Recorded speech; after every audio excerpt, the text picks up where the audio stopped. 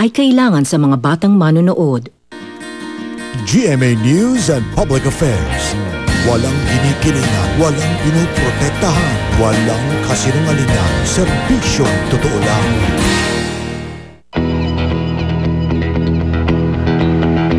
Dekada 90 nang sumikat ang grupong Universal Motion Dancers o mas kilala bilang UMD.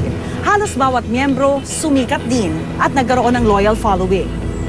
Pero makalipas ang ilang taon, lumipas din ang kasikatan at nagkanya-kanya sila ng landas. Isa sa kanilang aminadong nagpabaya at nanulong sa iba't ibang bisyo. Pero nagbagong buhay na siya ngayon bilang isang bumbero ng Pasay. Silipin natin ang buhay ni Marco McKinley ng grupong UMD. 1, 2, 3, 4. Sila yung nauna talaga na mababali ang buto sa pakisayaw. May itsura, no? Magwapo yung mga members ng UMD. Nadidinig yung kanilang songs lagi sa radyo, tapos pag sinayaw nila sa TV, may dance craze na sinusundan lagi ng mga tao. Meron ka bang naipundar o nakapag-ipon ka ba? Meron, may sasakyan. Bahay hindi. Sasakyan kaso naubos din sa sugal. Walang natira. Ako po si Rhea Santos. Samahan niyo ako makibahagi sa kwento ng dating dancer na ngayon isa ng proud firefighter. Isang kwentong personal, dito lang sa Tunay na Buhay.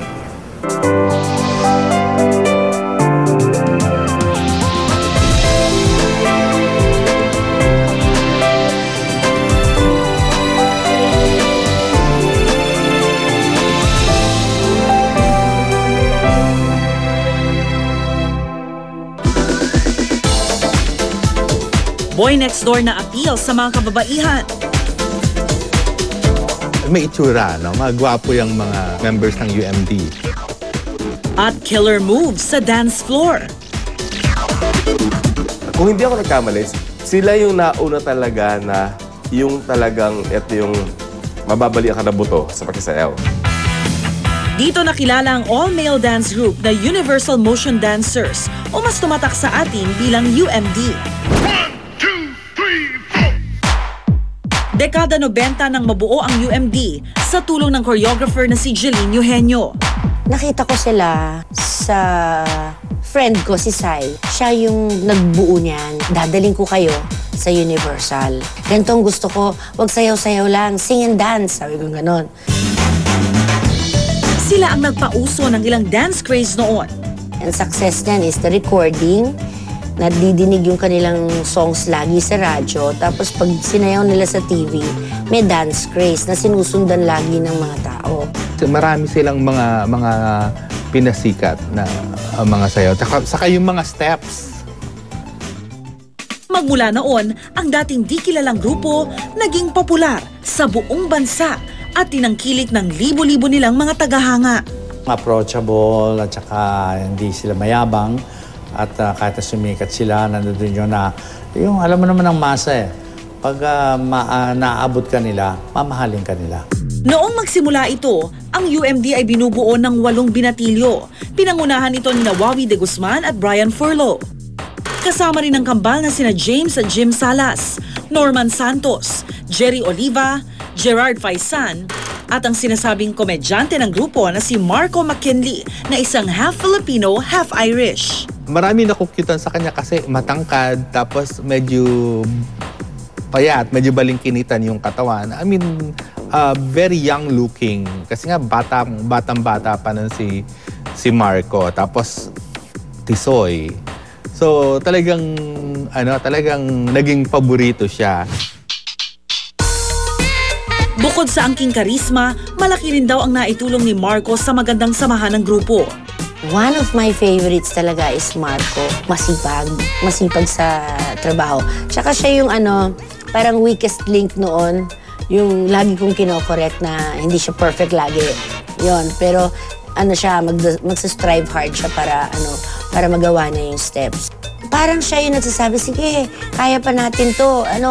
Pare, ganyan. Yung binibigyan na ng drive ang bawat isa. Paano? Pare? Tutuloy ba natin yung usapan natin? Oo, paano? Dahil sa kasikatan, hindi nakapagtatakang napasok na rin ni Marco at ng UMD ang mundo ng pelikula.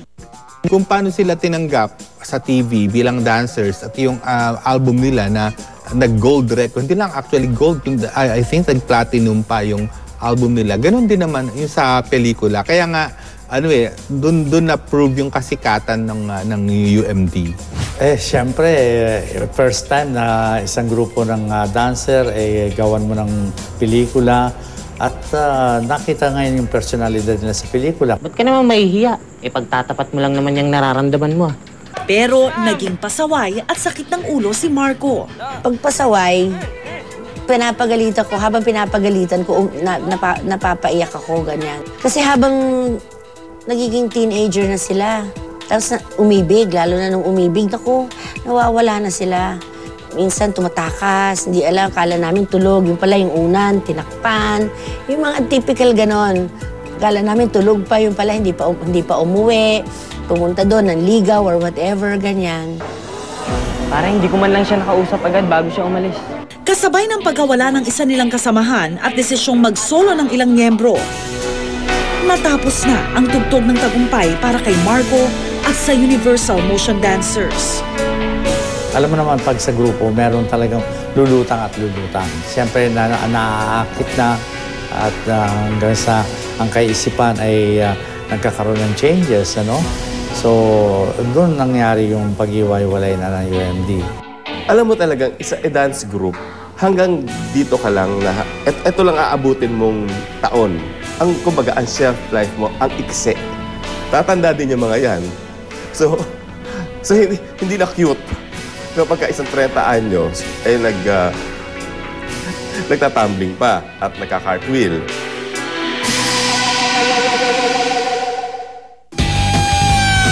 Kailangan ba mag-training para magdala ng ganito kalaking sasakyan? Nung umpisa po, nagtitraining doon sa Memoa kasi maluwag puro. Oo. Doon, nagpa-practice.